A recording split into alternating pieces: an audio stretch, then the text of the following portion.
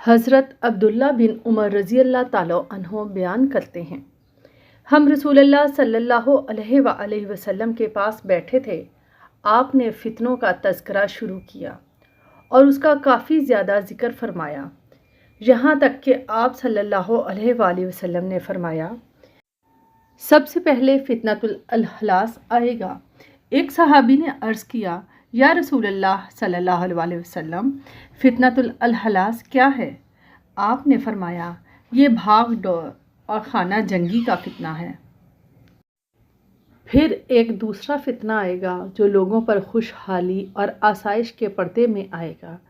اس میں ایک شخص ابھرے گا جو دعویٰ کرے گا کہ وہ میرے اہل بیت سے ہے، حالانکہ وہ حقیقت میں مجھ سے نہیں ہوگا۔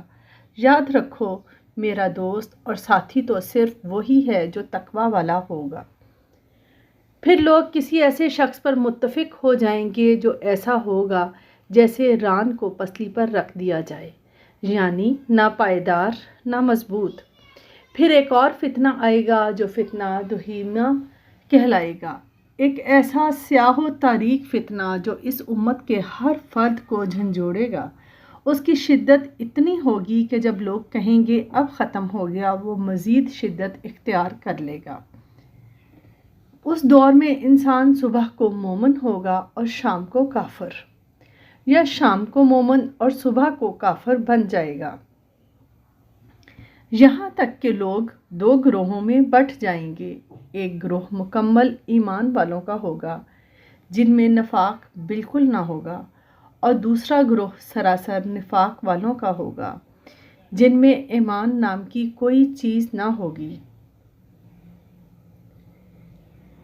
جب تم یہ صورتحال دیکھو تو سمجھ لو کہ دجال کا ظہور قریب ہے، وہ آج بھی ہو سکتا ہے اور کل بھی۔